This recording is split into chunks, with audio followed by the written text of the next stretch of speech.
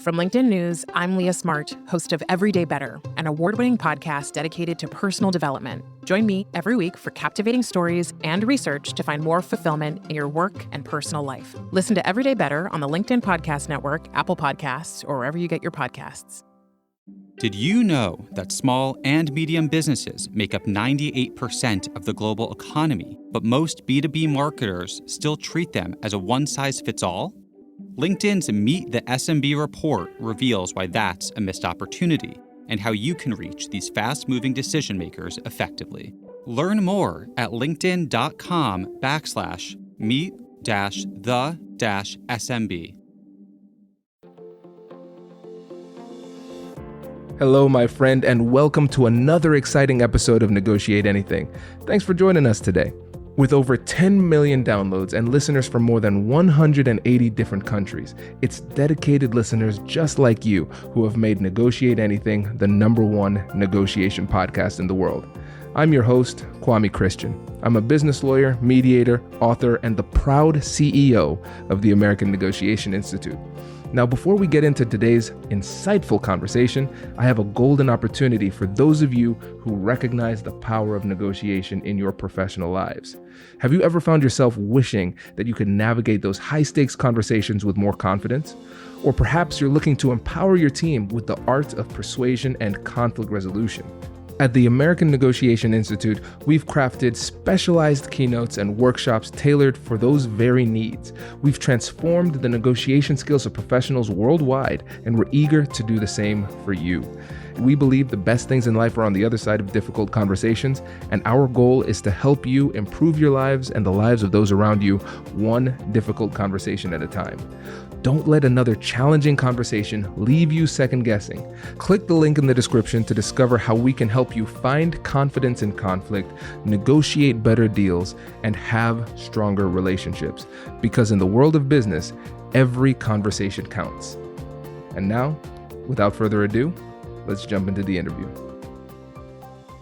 Jonathan, thanks for joining us today. Hey, thanks for having me here, Kwame. Hey, it's my pleasure, man. So how about you get us started by telling us a little bit about yourself and what you do? Yeah, for sure. So my name is Jonathan Mahan. I'm co-founder of a company called the Practice Lab. What we've really done is we've gone and looked at what other disciplines are doing, what professional athletes do, what musicians do, what Olympics teams do to grow their skill and improve performance time behavior. And we've taken all those techniques and applied them to the world of sales and sales training so that salespeople can actually grow their skills and sharpen their skills in the same way that those other disciplines do. I got to say, I've been doing this a couple of years now. It's just been so fun and interesting to go through the process of like taking something that was born in another discipline and trying to find ways to like work it into the world of sales, which is what I've been doing for the last 10 years. And it's an industry I know and love. And it's been so interesting to do it. And of course, really encouraging too, as we've seen that this practice approach works every bit as well in sales as it does everywhere else. So that's it's kind of my background for the last few years. I love it. And listeners, you could probably hear the glee in my voice as I introduce Jonathan. And it's because we had a nice little practice session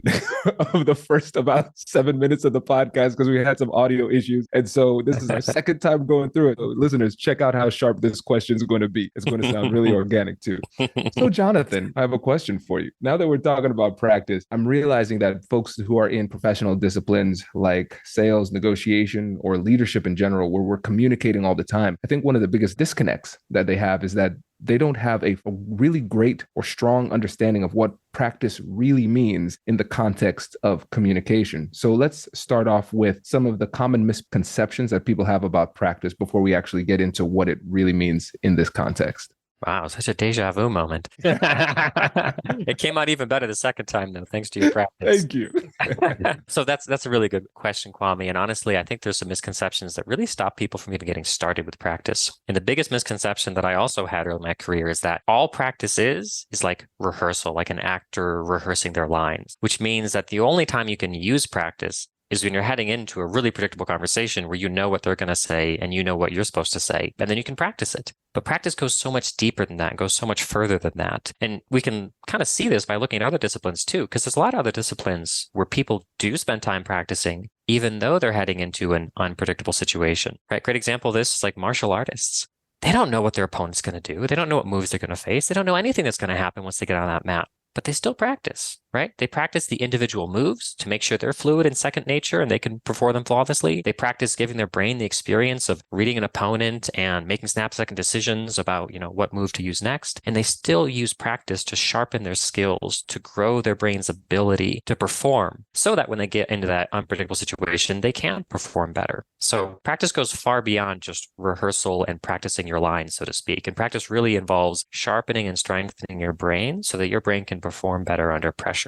I love this. It's so true. It's so true. And I think something else in addition to all of those things is that sometimes people get to that point where they reach the okay plateau where they say, all right, I am good enough at this skill. I've been in leadership for 10, 15, 20 years. I've been doing okay. I've been advancing in my career. Why do I need to improve my negotiation skills? Why do I need to improve my ability to communicate and resolve conflict? So can you help us to understand the payoff that comes with practice compared to just continuing to float along without dedicating practice to these skills? I mean, of course, the first question is, do you want to get better? And there may be some times where you look at your role and you look at your life and you say, I actually am as good as I need to be, so no need to practice, right? So practice really applies when you are in a place where you realize, I either absolutely need to get better or I at least strongly want to get better. But in terms of why it's better to use practice than just to go through your day-to-day life and pick up experience and get better as you go is simply a matter of time, right? Getting your experience and growing your skill through just doing the job, doing the task is a very, very slow way to grow skill compared to practicing outside of performance time is a very fast way to grow skill. And actually, if you want, I can kind of unpack why that is.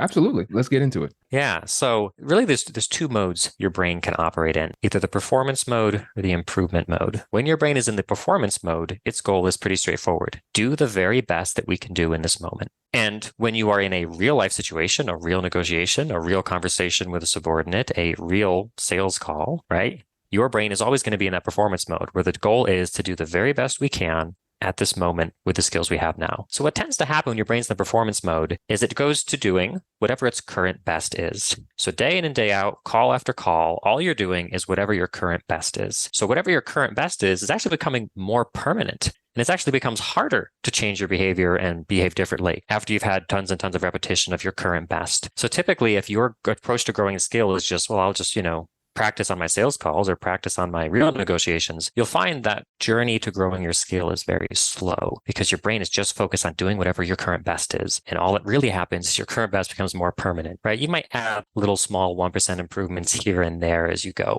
but not the whole time. So it's a very slow process. It takes people 10 years, right, to get to a point of, real expertise. Whereas if you're using focused, deliberate practice and your brain is in the improvement zone is very different. In the improvement zone, the brain isn't necessarily focused on doing the very best we can at this moment. The brain is focused on getting better. And sometimes in order to get better, you need to try something new that you haven't done before that feels a little weird and awkward and doesn't land right. And then you got to back up and try it again and see if you can do it better. When you're in the performance zone, you tend to not have the luxury of time. Someone hits you with an objection, you've got maybe a 1 or 2 second pause to take a deep breath, and then you got to hit them with the best response you got, which again is probably going to be the same as what your best response was last time you got that objection, right? Because it's your current best that you've got. Whereas in the improvement zone, you have that ability to slow down, to pause and to think, okay, what did I just hear? What are my options that I have for how I could respond? What are the pros and cons of each option? Let's try this one. Ooh, that didn't feel good. Let's back up and try that again. Let's try this one. Ah, yes, that felt better. And now suddenly your brain is actually handling a situation differently. It's experimenting, it's learning, it's filling out its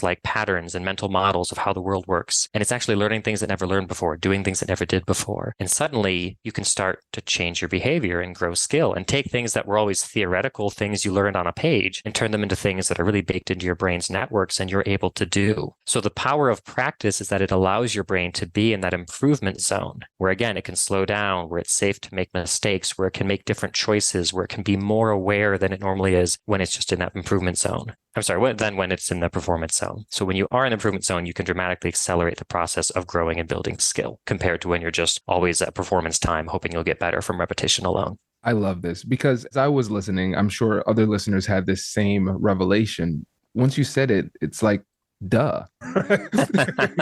Because if you imagine being a coach of any type of sports team, they're just not like, hey, go play the sport. That's not practice. They're just not throwing somebody a ball and say play, right? We actually have dedicated time for specific skills, honing those skills. And this is beneficial for me, even as a negotiation trainer. I have a training that I'm doing tomorrow, and I give people simulations a lot of times, I like this idea of injecting a little bit of time because, like you said, if we are in our performance mode, we're just going back and forth with what we're comfortable with and familiar with. But now I'm going to give them the instruction to say, hey, if you're not exactly sure what to say next, take as much time as you need and try to utilize something that you learned from the training. So I appreciate that little gem. This is really important because we're recognizing that these small tweaks in our mentality or in our philosophy and our approach to learning these skills can have a massive impact when it comes to the growth that we experience after going through dedicated and intentional practice. Yeah. And intentional practice is the key phrase there, because I found that repetition alone doesn't grow skill. Whether that repetition comes during game time or that repetition comes through some half-ass awkward role play your manager makes you do, right? Simple repetition doesn't grow skill. Think about it this way. If simple repetition grew skill, by the time people reach the age of like 65 to 70, they would be expert drivers because they would have gotten their 10,000 hours in of driving. Anyone who's driven in Florida knows that 65 to 70-year-olds are not expert drivers. So simple repetition does not grow skill, right? I'm no better at tying my shoes now than I was when I was 12 years old, even though I've had so many repetitions at it. So to have practice benefits, you have to be more than repetition. There has to be that awareness going into it of what exactly you're trying to do here, what good looks like and what you're aiming for. There needs to be a chance to, of course, practice in the improvement zone where there isn't this pressure to perform and where you do have the benefit of some space to think things out. But then there needs to be immediate reflection on what just happened and measuring it against that standard of that you had in mind going into it. You got to highlight maybe where your performance missed the mark. And then you try again. And try to implement that feedback, whether it's feedback you gave yourself or feedback a partner gave you. Try to immediately implement it again and see how that feels. And do this back to back over and over. And your brain can very quickly start to, again, learn new patterns and pick things up that it didn't used to have before. But what I see all too often happening when people do some kind of role play, whether it's sales or negotiation, is like, there's no clarity going into it as to what good looks like. It's just like, hey, I'll hit you with an objection and just give me your best response. And then they'll get a little bit of feedback on something that could be better. And then they'll move on. And there's no chance to implement that feedback. There's no chance to try doing it again differently to give the brain a chance to really feel what the difference is between doing it the first way and doing it the second way. Because that's where the real learning comes, right? The real skill growth happens is when your brain has a chance to actually experience firsthand what the right way feels like compared to what the wrong way feels like. But just getting a list of feedback from somebody for things to try next time doesn't give your brain that ability to really experience firsthand, again, what it feels like to do it the right way. So intentional practice is important, and the way you structure it matters. And in the work we do with sales teams, we've even identified that depending on the situation you're in and depending on the type of skill you're trying to master, there's even 4 entirely different types of practice that you can use that might best fit the circumstance. Hello, my friends. Before we get back to today's episode, I want to ask you a question. Have you ever wondered how to elevate your team's negotiation game and how you can help the folks on your team have better, difficult conversations? At the American Negotiation Institute, we offer transformative keynotes and workshops tailored to empower professionals with top-tier negotiation and conflict resolution skills. Whether it's a keynote for your next event or hands-on training for your team, we've got you covered. Don't just negotiate. Master the art with the American Negotiation Institute. Click the link in the description to find out more. Elevate, negotiate, and succeed. Small and medium businesses don't have time to waste, and neither do marketers trying to reach them. On LinkedIn, more SMB decision makers are actively looking for new solutions to help them grow, whether it's software or financial services. Our Meet the SMB report breaks down how these businesses buy and what really influences their choices. Learn more at linkedin.com/meet-the-SMB. That's linkedin.com/meet-the-SMB. Well, let's talk about that. Tease us here, Jonathan. What are the 4 different types of practice? Yeah, so for the most predictable moments, we use something called word practice. And that is actually kind of similar to what I mentioned at the top of the episode, where you know going into it roughly what you might hear, and you know going into it roughly what you want to say. So of course, lots of things don't fit this type of practice, but there are a lot of predictable moments. For example, if you're in sales, at some point this quarter, you're going to hear someone say, we're going to have to push this back 6 months. How are you going to respond? Are you going to immediately jump in with a kind of a pushback response of, hey, wait a minute, no, we can't do that. Here's why you can't do that. That tends to not work too well. It raises defenses, spoils the relationship, gets people to close their mind off, and that doesn't really work. Or you could have maybe more of a flight response where you just say, okay, yeah, sounds good. I'll talk to you in 6 months, where you're almost like fleeing the conflict altogether. but neither of those are great reactions. So you can practice what your reaction is in that moment to that specific objection. So that's word practice. And again, it's useful for those more predictable moments where you know someone's going to say something like this, and you know your response should be something like this. Another type of practice we call situation practice. This is a little bit more dynamic, where you don't necessarily know exactly what you're going to say going into it, because what you say depends on what your partner's saying. So you have to adapt to what's there. An example of this is a really good behavior, whether you're selling or negotiating, is to occasionally summarize back to your party what they heard or what you heard, but using slightly different language and maybe even making a few inferences. It's a really good behavior to get in, but it's actually kind of hard work to do for the brain to A, keep track of everything it's hearing and not forget what it's heard, but also find the through lines, create a nice condensed summary, find ways to rephrase it, and again, make some inferences in there as well. That's kind of actually a cognitively very difficult thing to do. So a version of situation practice is where you could have a conversation with your partner, do that work of keeping track of their main points, finding out what the through line between it is, finding a way to rephrase it and throw a few inferences in there, and then regurgitate it back to them and say, hey, how do you think my summary was? We call that situation practice because you can't do that without a partner. And what you say is entirely dependent on what the partner says, right? Word practice you could actually do on your own with a mirror. You don't even need a partner for word practice. For situation practice, you need to kind of feed off of what that person's saying. Another example of situation practice is Chris Voss in his book, Never Split the Difference, talks about specific behaviors of like mirroring and labeling. So when you hear something, use labels like it seems like, it sounds like, it feels like. Or when you hear them use a key word, just mirror it back to them and say, difficulties? To get them to talk more. That was a beautiful opportunity for situation practice, where you just have a conversation with your partner, and wherever you can, throw in a mirror, throw in a label. So it's still kind of a role play setting where they're pretending to be a buyer, you're pretending to be a seller, and it's very dependent on what they say. So those, again, are good for less predictable moments, but still fairly predictable moments, we'll say. It's good situation practice. The third type of practice we found is really good. It's called skills practice. This is personally my favorite, because with skills practice, you completely throw out role playing and pretending. You even step away from the context of sales and negotiations, and you just focus on core, fundamental human skills, communication skills, and brain abilities. Good analogy of this is that there's a football team out there, I forget which one, but they actually have their linebackers train as boxers during the off season. Not because they want them throwing punches on the field or anything, but because when you train as a boxer, it strengthens the neural connections between your hands and your brain. It makes your hands faster. It makes them more accurate and more agile. And of course, linebackers need to have accurate, agile hands. So you can do the same thing when it comes to negotiation. You can focus on what are the abilities I want my brain to have. Maybe it's listening.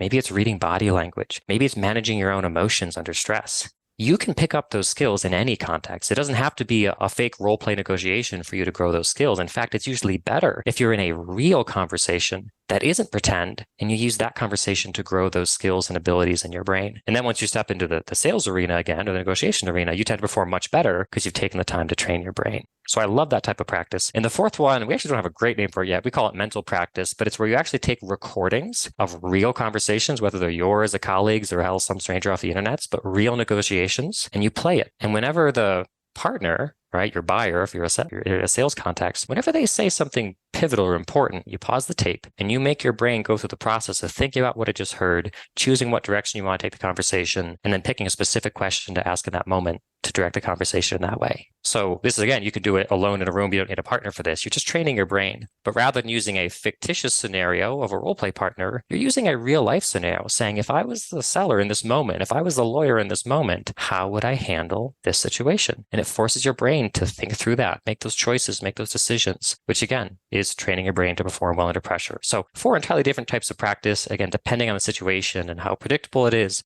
with, of course, those last 2 I mentioned of skills practice and mental practice being great for the stuff that is less predictable, right? Those can be great ways to practice. So that was a lot. I'm going to take a deep breath there, Kwame. This was a masterclass in practice, because these 4 elements of practice are so powerful. And I think even beyond the power of each strategy or methodology of practice is being able to give names to them, label them, so we could actually do it with intentionality. So we have the word practice. So this is specific situations, understanding that you have to say specific things, and you could do that by yourself. We have situation practice, which is, these are more dynamic. So you need a partner to practice these types of skills. And then we have skills practice in particular. So we're talking about this the core fundamental human skills and brain abilities that work in the negotiation context. And then we have the mental practice. And I love this. Whitney and I do this when it comes to watching reality TV and nonsense on Netflix, because it's like, okay, listen, there's no pedagogical benefit to watching these shows, but we're going to make one. so I'll commentate. I'll be like, oh, did you see the inflection? Did you see the change of the tone? This was a point. They should have done this, but of course they put fuel on the fire. Let's watch, get the popcorn, right? Here's a fun exercise for that specifically. Pause the movie or the TV show and ask yourself, what is that person thinking right now? Beautiful exercise in empathy and being, okay, someone over here just said this inflammatory thing. What is the people in the room? What are they thinking right now? Just trains your brain to get out of your own perspective and more easily adopt the perspective of another, which again is one of those hugely important abilities for negotiation, to drop your own perspective and step into someone else's. But who knew you could practice that brain ability with reality TV? I love it. I love it. Everybody listening to the podcast is like, listen, get the Netflix subscription again. Time to learn. This is great. This is great. Let's wrap up with some of these everyday scenarios that we can turn into practice opportunities. These are all around us, but you really have a really cool approach to this. Can you tell us more about that? Yeah, definitely. So, those 4 types of practice that I mentioned above, right? That's what we bring to sales teams. Actually, on that note, there is a exercise practice blueprint that we've built that people can run without us even being there, which will give people a chance to try out that situation practice I mentioned in the context of responding to some common objections. So this will be really valuable to sales teams who face probably those exact objections, but probably be useful to anyone who does negotiation. And again, is used to hearing things like, hey, my boss said no, or hey, can we put this on ice for 6 months, right? So there's actually an exercise that we have. I'll talk a little bit more about that at the end, but that'll be kind of a free giveaway for your listeners where you can do this with your own team. However, in general, I recognize that for a lot of people here, they might be solopreneurs who don't have a team to practice with. They might be on a team where none of their colleagues are really supportive of practice, or they might just feel like they just can't possibly carve out the time for practice. I would encourage you to do it anyways, but some people, that might be a barrier for them. So if that's the case, there are a handful of ways, there's really a lot of ways that you can practice these core foundational brain abilities in your real life. Things that are already happening to you today, just change the way you engage in that conversation and you can use it as a practice opportunity. So I got 4 specific examples in mind, but if you can imagine this, there's many more. So here's one. It strengthens the ability that you have to really get people to open up. Because of course, in negotiation, oftentimes people are a bit standoffish, whether they're specifically trying to hide something or whether they're just not in the mood to share the details of their business with you. It can be really good to learn those skills of how to use simple questions to get people to open up. So a real life situation where you can use this is when you're picking up your kids from school, trying to get them to tell you about their day. Because I'm telling you, no matter what age, you ask a kid, how was school? You get the same answer every time. Good. What'd you do? I don't know. What'd you learn? I don't know. So you got to learn how to be more specific with your questions. You got to learn how to use intonation to create a little bit more curiosity, a little more intrigue, right? You need to learn how to control, or how to work with both, simple close-ended, easy to ask questions like, did you have gym today? With more open-ended, maybe harder to think about questions like, what was something that made you bored today? Did you have any moments where you were bored? Or do you have anything funny happen at lunch, right?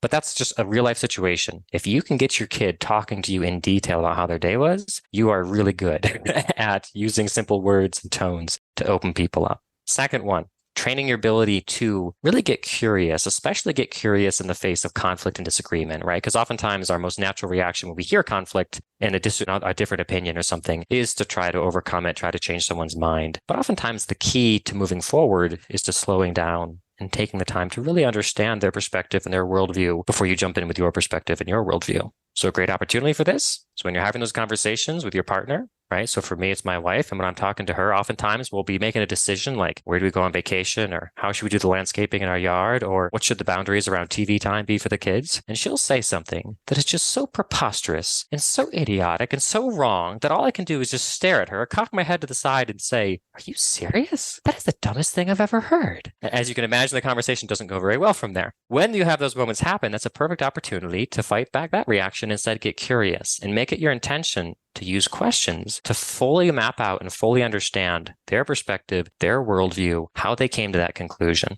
Chris Voss, in his book, Never Split the Difference, talks about the power of the phrase, that's right. When you can get your counterpart to say, yeah, that's right. That's when you know you really understand them. And that's a breakthrough moment in the negotiation, is when you understand them and they know you understand them and they felt understood. So make it a challenge of yours for yourself. Next time you have a run-in with your partner and you very much disagree on things and you just can't understand their perspective, make it your goal over the next 20 minutes, half hour, whatever it takes, to ask them questions until you thoroughly understand their situation, their perspective. You can verbalize it to them, get them to say, that's right, exactly. You've got it. If you can get to that point, A, you just avoided an argument and strengthened your relationship. B, you've just strengthened your negotiation skills. Should I keep going? Keep going, man. I'm taking all these notes. I'm loving this. Yeah. So what's next? Cool. So another really, really important brain ability is the ability to hear things that trigger strong emotional reactions in your brain, but not let those emotions cloud your judgment, not let those emotions drive the bus, so to speak, right? So again, in a negotiation, this is someone saying, yeah, I don't think this is going to work out. Or this is someone saying, you're way too expensive. You're going to have to do this for half the cost. When you hear those things, your brain has an emotional reaction. And your ability to move forward depends to a large extent to your ability to manage that emotional reaction, tone it down, and focus on the matter at hand, which is typically a matter of asking good questions, understanding their perspective, etc. So one of the great ways to develop this skill is to intentionally talk to someone where you know things they're going to say are going to create a strong emotional reaction in you. Easiest way to find these people? Find someone on the very far end, opposite end of the political spectrum from you and talk to them about political topics. Most people would go white as a sheet when they think about this. But if you're, far left liberal, go talk to the most right-wing conservative person you know, or vice versa. Talk to them about those hot button issues of politics and money and immigration and gay rights and whatever kind of issues you guys disagree on. Talk to them. Your intention here is not to change their mind. Your intention here is simply to better understand their world. And more importantly, your intention is to manage your own emotional reactions, because there's going to be a lot of things they say in that conversation that cause some really strong reactions in you. But this is a beautiful opportunity for you to train your brain to take that emotion, set it aside, focus on the task at hand, which is understanding their perspective, right? I actually had a podcast called Courageous Conversations that I did for like a year in 2021. And that podcast helped me become a better seller more than anything else I've ever done. Had nothing to do with selling, right? It was me and a bunch of people I disagreed with strongly, talking about race, talking about religion, talking about sexuality. And yet it trained my brain in how to get curious, how to listen, how to manage my own emotions. And it made me a much better seller. So as terrifying as it sounds, I encourage you to do that. Next family reunion, right? Your neighbor, whoever it is that you disagree with, use the opportunity to train your brain. And just the last one, also kind of in that area of nerves. I know a lot of times going into negotiations, right, people just are wrecked with nerves, right? And they're just so nervous. Their whole body is feeling it. It makes them hard for them to prep, makes it hard for them to perform. One way you can train your brain on how to respond better to that is to intentionally do things that make you nervous involving humans, human communication, human interactions. An example of this is for most people, the idea of walking up to someone in a Starbucks who's sitting there and sitting down next to them and saying, hey, can we have a conversation? Or, hey, would you mind if I sit with you? For most people, that's absolutely freaking terrifying, the thought of doing that, right? I can just picture for myself, if I was actually going to do that, standing there in Starbucks, looking at that person and being like, oh boy, I'm going to do it. The sweat would be pouring out of me. My stomach would be twisting in knots. I'd be breathing hard. That's an opportunity to train your brain, though, on how to handle that, feel it, set it aside, move forward, do it anyways. Do that half a dozen times and suddenly your brain isn't quite so nervous. And then when you're getting on your next negotiation call, you don't have quite the same amount of nerves going into it. So there's many more examples I imagine, but those were kind of a few I thought up of in advance of this show that, again, can really help you to strengthen your brain and practice negotiation skills, even outside the context of practicing with colleagues and anything like that. Absolutely. This is strong. This is really strong because I believe just incorporating a handful of these, just incorporating one of these tools is something that could absolutely change the game for people. And imagine if you were to try to just dedicate a day or a week to one of the things that Jonathan suggested, and then the next day or the next week trying another thing, those type of little micro experiments and just creating your own opportunities to improve your skills. This is powerful and it can pay massive dividends to you for the rest of your life. I was going to say career, but I think that's too limited because these are everyday skills that will apply in life, but also in business. So Jonathan, I really appreciate this. And before you go, I want to give you an opportunity again to shout out your business, your company, things that you're working on, and make sure you let the listeners know about that freebie again too. Yeah, for sure. So the name of the company is The Practice Lab. So our website is thepracticelab.co. .com is actually something totally different, unrelated business. So .co will get you to us. And again, we work with sales teams to give sales teams a chance to practice these skills that we've mentioned today in a way that's really easy for them, really easy for management, right? Really light lift for everyone all around, but ultimately grows to the kind of record skill development that other disciplines have tapped into to grow a lot of skill in a hurry. And it's much, much quicker than traditional sales training, or much, much quicker than letting your reps just kind of figure it out on their own as they go. So anyone who manages a sales team, who wants to see their sales team practicing their skills, certainly reach out. But for anyone who just wants to try out this type of practice on their own, reach out to us, because as I mentioned before, we have this like blueprint kit of exactly how to run a practice session that incorporates all those principles I mentioned at the top of the episode of what makes for good practice, right? Being in the improvement zone, getting feedback, knowing what good looks like, etc. And it's already pre-built, ready to go for you. It really doesn't take more than maybe 30 minutes of prep time just to look through the materials. And then you can run this session with your team, and they'll get a chance to learn about a specific approach to responding to objections that helps to lower your counterpart's defenses, get them to open their mind up to consider and hear out new ideas, and ultimately just keeps the conversation going long enough that your deal doesn't die right there, right? Because all too often an objection comes up and it's like, all right, you got 2 minutes, either change their mind or follow up in 6 months. So this shifts the conversation a bit so that you have the time to really settle in, have a longer conversation, get to know their perspective, and work together to try to find a way past it. But again, it also immediately, from the very first words out of your mouth, starts the process of lowering their defenses and opening their mind up. So we designed this for salespeople, right? So a lot of the objections we'll have them practicing is things like, my boss said no to this, or you're too expensive, or, we got to push this out 6 months. But truthfully, anyone who handles negotiations, anyone who hears objections and bad news will benefit from using this as well. So if you want to get access to that blueprint so you can run this practice exercise with your colleagues and your team, you can simply email hello@thepracticelab.co. Mention the name of this podcast, right? Mention that you heard it on Kwame's show, and we can send you the blueprints. It's just like a document we'll send your way. This has like a bunch of videos and instructions embedded into it in a slideshow. We'll send that your way. That way you can very easily, without having to spend any time or effort planning and being about planning this out, you can run a practice session with your colleagues and your team and just see how it feels. Jonathan, exceptional work, my friend. Really appreciate it. And we also appreciate your generosity. Thanks for coming on the show today. Hey, thanks for having me, man. Congratulations! You've just joined an elite club. By listening to a full episode, you're now officially on the Negotiate Anything team. So welcome aboard. What most team members do is they subscribe to the podcast because that allows them to automatically get the latest episodes of the show. The best things in life lie on the other side of difficult conversations. Keep learning, keep practicing, and keep getting better. Your relationships will improve, your career will soar, and you'll have the confidence you need to get the most out of these crucial conversations. Again, thank you for joining the team. We're excited to have you, and I will see you in the next episode. I'll catch you later.